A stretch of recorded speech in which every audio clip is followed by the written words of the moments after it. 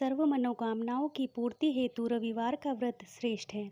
इस व्रत की विधि इस प्रकार है। प्रातःकाल स्नान आदि से निवृत्त हो स्वच्छ वस्त्र धारण करें, शांत चित्त होकर परमात्मा का स्मरण करें।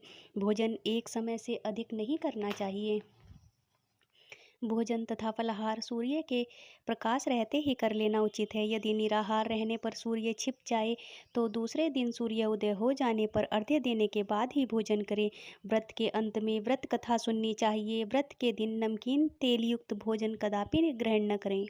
इस व्रत के करने से मान सम्मान बढ़ता है तथा शत्रुओं का क्षय होता है। आँख की पीड़ा के अतिरिक्त अन्य सब पीड़ाएं दूर होती हैं। रविवार व्रत की कथा प्रारंभ। एक बुढ़िया थी। उसका नियम था प्रति रविवार को सवेरे ही स्नान आदि करके घर को गोबर से लीप कर फिर भोजन तैयार कर भगवान को भोग लगा स्वयं भोजन करती थी। ऐसा व्रत करने से उसका घर अनेक प्रकार धन धान्य से पूर्ण था।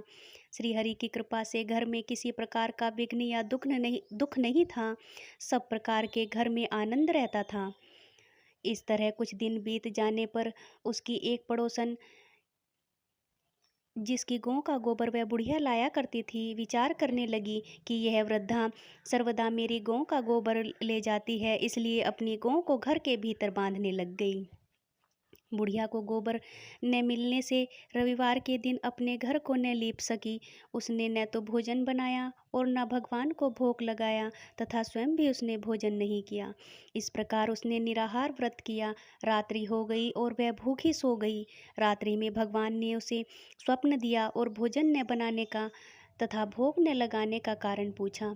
वृद्धा ने गोबर न मिलने का कारण सुनाया। तब भगवान ने कहा कि माता, हम तुमको ऐसी गौ देते हैं जिससे सभी इच्छाएं पूर्ण होगी, क्योंकि तुम हमेशा रविवार को गौ के गोबर से लीपकर भोजन बनाकर मेरा भोग लगाकर खुद भोजन करती हो। इससे मैं खुश होकर तुमको एक ऐसी गाय देता हूँ जो तुम्हारी सभी कामनाओं को पूर्ण करेगी, क्योंकि मैं निर्धन को धन और बांझ स्त्रियों को पुत्र देकर भक्तों को के दुखों को दूर करता हूँ तथा अंत समय में मोक्ष देता हूँ। स्वप्न में ऐसा वरदान देकर भगवान तो अंतर्ध्यान हो गए और जब वृद्धा की आँख खुली तो वह देखती है कि आंगन में एक अति सुंदर गौ और बछड़ा बंधे हुए हैं। वह गौ और बछड़े को देखकर अत्यंत प्रसन्न हुई और उसको घर के बाहर बांध दिए। वहीं खाने को चारा डाल दिया। जब उसकी पड़ोसन ने बुढ़िया के घर के बाहर एक अति सुंदर गाय और बछड़े को देखा तो द्वेष के कारण उसका हृदय जल उठा तथा जब उसने अपनी गाय के देखा कि गाय ने सोने का गोबर किया है तो वह उस गाय का गोबर ले गई और अपनी गौ का गोबर उसकी जगह रख गई। वह नित्य प्रति ऐसा ही करती रही और सीधी सीधी बुढ़िया को इसकी खबर नहीं होने दी।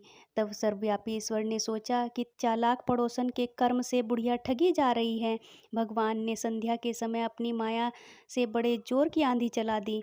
बुढ़िया ने अंधेरे के समय से अपनी गाय को घर के भीतर बांध लिया। प्रातःकाल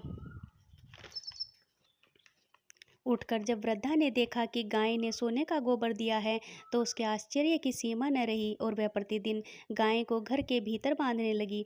उधर पड़ोसन ने देखा कि बुढ़िया गऊ को घर के भीतर बांधने लगी है, उसका सोने का गोबर उठाने का दांव नहीं चलता, तो वह ईर्ष्या और डाह से जल उठी और कुछ उपाय ने देख पड़ोसन ने उस देश के राजा की सभा में जाकर कहा, महाराज, मेरे पड़ोस में एक वृद्धा के पास ऐसी गऊ है जो आप जैसे राजाओं के ही योग्य है। वह नित्य सोने का गोबर देती है। आप उस सोने से प्रजा का पालन करिए। वह वृद्धा इतने सोने का क्या करेगी। राजा ने यह बात सुन अपने दूतों को वृद्धा के पास घर से गऊ ले आने की आज्ञा दी। वृद्धा प्रातः ईश्वर का भोग लगा भोजन ग्रहण करने ही जा रही थी कि राजा के कर्मचारी गऊ खोल कर ले गए। वृद्धा काफी रोई चिल्लाई, किंतु कर्मचारियों के समक्ष कोई क्या कहता। उस दिन वृद्धा गऊ के वियोग में भोजन न खा सकी और रात भर रो रो कर ईश्वर से गऊ को पुनः पाने के लिए प्रार्थना करती रही।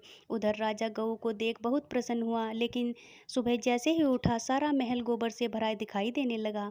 राजा यह देखकर घबरा गया। भगवान ने रात्रि में राजा को स्वप्न में कहा कि राजा, गाय वृद्धा को लौटाने में ही तेरा भला है। उसके रविवार के व्रत से प्रसन्न होकर मैंने उसे गायें दी थी। प्रातः होते ही राजा ने वृद्धा को बुलाकर बहुत से धन के साथ सम्मान सहित गौ बछड़ा लौटा दिया।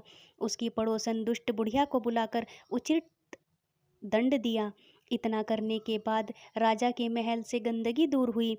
उसी दिन से राजा ने नगर निवासियों को आदेश दिया कि राज्य की तथा अपनी समस्त मनोकामनाओं की पूर्ति के लिए रविवार का व्रत करो।